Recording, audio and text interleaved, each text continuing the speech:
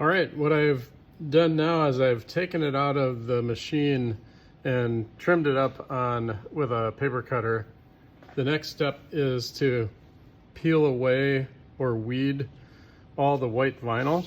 So I'm going to just grab a little corner with my picking tool and then just pull that. And again, if the cut pressure is correct, it should be pretty easy to weed. What I need to do next is put the transfer tape on, and this is a little bit different step than a regular print and cut vinyl, because we have to actually put with this transfer tape. With one color vinyl, you don't need this transfer tape. So what I'm doing is laying it out first, and then I'm going to place the heat press vinyl we did on top, and I'm going to place it so that the middle hits first and then the sides go out. And that way, when I rub out any bubbles, I don't get any stuff kind of sticking on the inside. Sometimes you do, but you can usually use a needle to kind of eliminate some of the holes. Then I'm going to cut it, trim it. What tends to happen with the print and cut heat press vinyl is that when you have a white part of the vinyl that where ink didn't get placed on it, it tends to be a little bit harder to pull the backing off. I'll show you that in just a minute. This has turned out pretty well. It looks good. I probably would have adjusted my border a little bit. It's a little bit thick here and a little thin on that side, but good enough for now. So this is almost ready to be put on the shirt. I need to peel the transfer tape and then the vinyl from this backing. So the way you're supposed to do that is grab the transfer and then pull it low and slow. And sometimes, like there, it didn't quite catch. And that's where the vinyl doesn't stick to the transfer tape. And you have to go kind of slow because you don't want it to bubble. And you got to go really low. And you notice that sometimes if you do get some bubbles, it'll heat press out. But if the bubbles are too big, then you run into issues. And this one, not looking so good. And that's why I print more than one.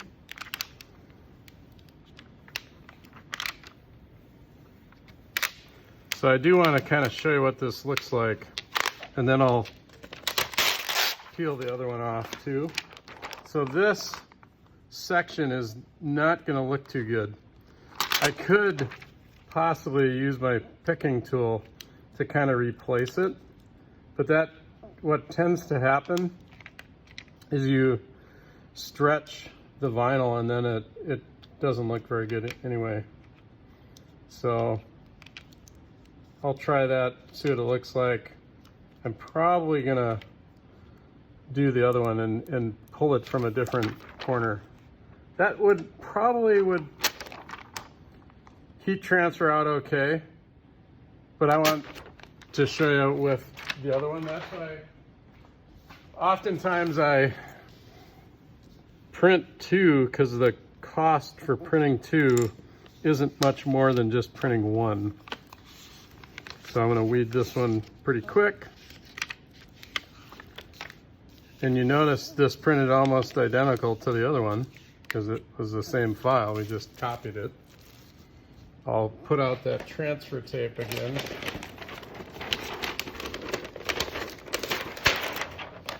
What I have found that sometimes you need to do is wait about a half an hour for the ink to kind of bond itself to the transfer tape.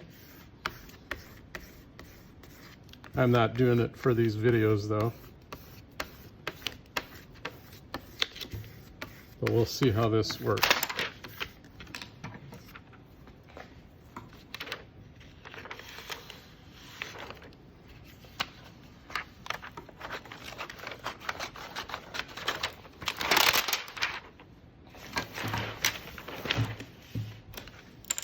So again, rubbing it and getting it to stick to the transfer tape is key.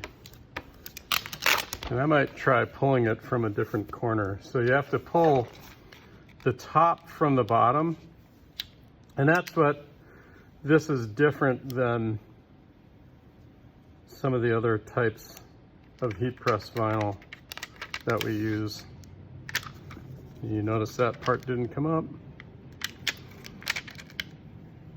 And being patient is really important with this.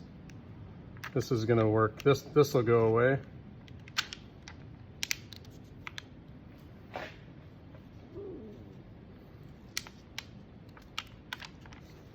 So again, you need to peel it low and slow. That's looking a little better. I think I can fix that part there.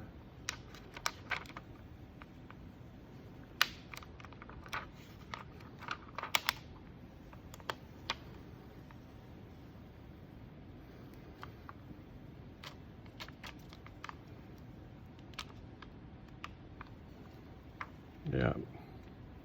Sometimes finding the right direction to pull it is important.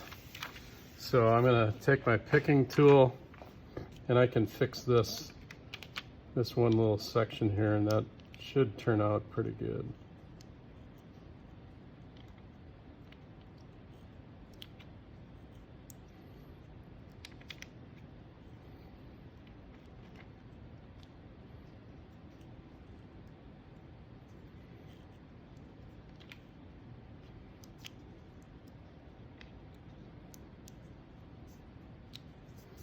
If I turn it around, yep, that's going to turn out just fine.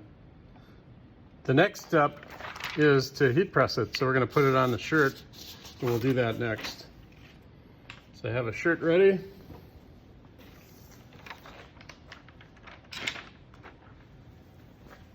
The trick on doing this is the image should be about 3 inches from the front collar.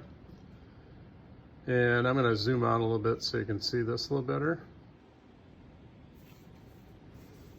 So I'm going to measure down about 3 inches here. I have my tool for measuring.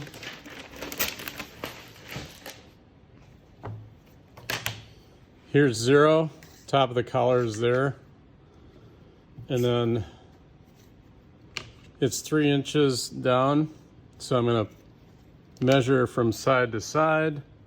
It's about 9.5 here. It's about 10 here. So I have to move this a little bit over to the right.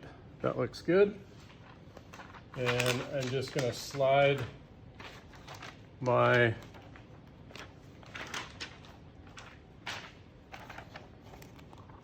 vinyl right underneath it. You look at the width, it was about a little over 8 inches. So that's how I can tell if it's centered. So that looks pretty good. So I'll slide it under here. After you do a bunch of these, you can kind of estimate where it goes just by eyeballing it. And that's some vinyl in the front.